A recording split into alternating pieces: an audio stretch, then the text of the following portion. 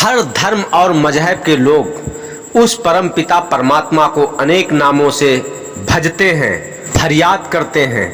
तरीका अलग होता है, लेकिन वह परम पूर्ण सत्ता परम पिता परमात्मा, वह अमर पद एक ही है और लक्ष्य सबका एक ही होता है, उस परम पिता परमात्मा को प्राप्त करने का। हमारे परम पूज्य ऋषि मुनि ज्ञानी संत महात्माओं ने बहुत कठिन परिश्रम करके तपस्या करके उस परमात्मा को प्राप्त करने के रास्ते अपनाए और अनेक रास्ते खोजे, जिनमें से प्रमुख रास्ते जो बताए जाते हैं 3 रास्ते होते हैं। उन 3 रास्तों में प्रथम पद्धति है जाप।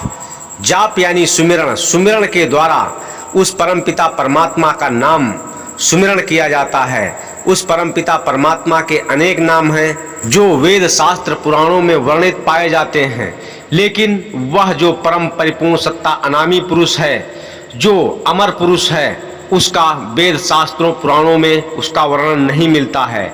उसका सिर्फ सद्गुरु ही ज्ञान देते हैं। वह किसी भी पुस्तक में उस परम पुरुष अनामी का नाम का कहीं भी जिक्र नहीं हुआ है, जो वास्तव में अमर पद है, अमर सत्ता है, जो 3 लोक से परे चौथे लोक में है। अनामी पुरुष वह सबका परमपिता परमात्मा है। वह अनामी पुरुष है, अमर पुरुष है। उसका साधक जब चिंतन ध्यान भजन करके सद्गुरु के द्वारा वह नाम प्राप्त करके जाता है, तो फिर उसका फिर कभी भी जीवन मरण नहीं होता है, वह परम मोक्ष को प्राप्त हो जाता है। तो इसमें 3 पद्धतियां पाई जाती हैं। सबसे पहले आता है जाप। जाप के द्वारा उस परम नाम का जाप किया जाता है जो गुरु देता है। उस परम नाम का निरंतर जाप करने से उसकी आवाज उस परम सत्ता तक पहुंचती है और वह परम सत्ता उस साधक को चेतन करके जागृत करके अपने लोक को ले जाती है। यानी कि नाम का सुमिरण। तुलसीदास ने भी कहा है, कलयुग केवल नाम आधारा, सुमिर सुमिर नर उतर ही पारा। इस कलयुग में नाम का आधार होगा। जो नाम का जाप करेगा, सुमिरण करेगा, वह इस भवसागर से पार हो जाएगा। तो नाम भी बंधुओं बहुत से नाम हैं। वह कौन सा नाम आपके पास है? मैं बहुत से नामों का जिक्र करूंगा। श्वास में भी सोहंग शब्द के अलावा और भी बहुत से कई श्वास पे नाम चलाए जाते हैं। उन सभी नामों का मैं आगे अभी जिक्र करूंगा कि कौन से नाम को आप सुमिरण कर रहे हैं और कौन नाम कहाँ तक आपको लेकर के जाएगा। जैसे आप देखते हैं कि जो एरोप्लेन्स होते हैं, कुछ ऐसे एरोप्लेन्स होते हैं, जैसे कुछ हेलीकॉप्टर्स होते हैं, उनकी गति क्या होती है और कितनी ऊंचाई तक उड़ते हैं। और कुछ एरोप्लेन होते हैं जो हेलीकॉप्टर से बहुत काफ़ी तेज चलते हैं और ऊंचाई पर जाकर के उड़ते हैं। कुछ ऐसे और यान होते हैं जैसे चंद्रयान या फिर सूर्ययान वगैरह या मंगलयान वगैरह, आपने सुना होगा। उनकी गति और कितनी ऊंचाई आसमान में लेकर के उड़ते हैं और अधिक गति से चलते हैं। इसी प्रकार से नामों का भी बंधुओं प्रभाव होता है कि किस मंडल का वह नाम है और उसी मंडल तक वह नाम आपको ले जाएगा। जिस आप देवी देवता या फिर कुंडलिनी या जिस क्षेत्र का यानी मंडल का आप नाम जाप करेंगे, वह वहीं तक ले जाएगा। मैं इन नामों का आगे विस्तार से वर्णन करूंगा।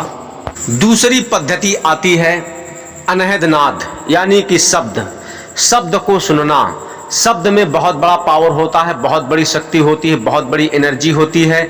यह जो अनहद नादें होती हैं, यह बहुत ही पावरफुल होती हैं। जो साधक सुनता है वह बहुत ही मदहोश और मदमस्त होकर के वह अपने में ही अंदर मधुर मधुर तानों को सुनकर के बहुत आनंदित होता है और इस संसार सागर से बिल्कुल विरक्त होकर के वह आनंद को बटोरता है। यह अनहद ताने सुनकर के बड़े बड़े ऋषि मुनि सन्यासी इस संसार को भूल जाते हैं और उस परमात्मा में लीन हो जाते हैं। लेकिन वह किस मंडल की अनहदनाद को सुन रहा है साधक, यह उसके ऊपर डिपेंड करता है। और सिद्ध संतों ने भी कहा हुआ है कि 2 बिन होय न अधर आवाजा, यानी कि परमात्मा अद्वैत है, एक है। आवाज जो होती है 2 के बगैर कभी भी आवाज नहीं हो सकती है। जहाँ पर द्वैत है वह परिपूर्ण परमात्मा नहीं हो सकता है। यानी कि माया और मन यानी कि यह पूर्ण परमात्मा ध्वनियाँ नहीं है, शब्द अनहद नाद पूर्ण परमात्मा नहीं है। यह जो अनहद नादें होती हैं यह 3 लोक के मंडलों की अनहद नादें हैं। इनको भी आपको मैं विस्तार से बताता चलूँगा, लेकिन यह कोई सब्जेक्ट छोटा नहीं है, बहुत बड़ा है। अगर इस पर निरंतर चर्चा की जाए तो यह कभी न समाप्त होने वाली चर्चा है अनहद नादों की, और अनहद नादों का भी मैं वर्णन करूँगा। तो आइए अब चलते हैं आगे तीसरी पद्धति पर, जो बहुत ही ज़बरदस्त है। जैसे आप देखते हैं मिसाइल चलती है, यह मिसाइल जैसे काम करता है, जैसे यह मन की गति पर कार्य करती है। ध्यान एक ऐसी पद्धति है, ध्यान के द्वारा सब कुछ प्राप्त किया जा सकता है। जैसे आप बैठे हुए हैं, आपका ध्यान कहीं चला गया, कारण शरीर में चला जाता है, तो फिर उस समय आप ना तो किसी को देख पाएंगे, न सुन पाएंगे, न समझ पाएंगे। और जब वह व्यक्ति आपके सामने कहता है कि कहाँ खोए हुए हो, तो आपको अचानक याद आ जाता है कि वास्तव में मैं किसी सोच में डूबा हुआ था। तो यह आपका मन कहीं दूसरी जगह चला गया हुआ था, यानी कि ध्यान आपका कहीं दूसरी जगह चला गया हुआ था।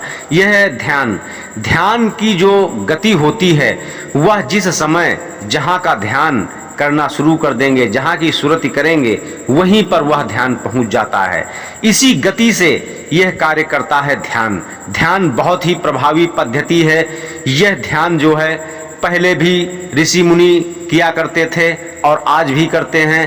पर्वत की कंदराओं में जाकर के करते हैं, एकांत में करते हैं। गृहस्थ लोग अपने गृहस्थ आश्रम में रहते हुए यह ध्यान को करके परमात्मा की प्राप्ति करते हैं।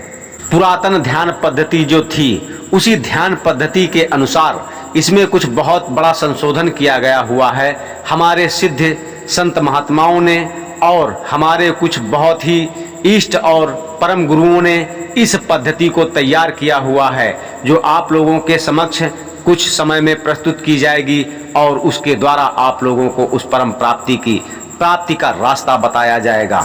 हमारे जो सिद्ध गुरुओं ने इसमें जो नवीनतम संशोधन किया हुआ है, मैं आपको एक उदाहरण सहित समझाने का प्रयास कर रहा हूँ। जैसे कि पहले संदेश वाहक पैदल जाकर के संदेश देते थे, फिर घोड़े के द्वारा कुछ चल कर के संदेश देना शुरू कर दिया, फिर उसके बाद कुछ ऐसे संसाधन तैयार किए गए, कुछ गाड़ी, ट्रेन या फिर ऐसे कुछ वायुयान के द्वारा संदेश पहुंचाना प्रारंभ किया गया। यह निरंतर ऐसे ही कुछ खोजें होती रहीं और लगातार प्रगति होती रही।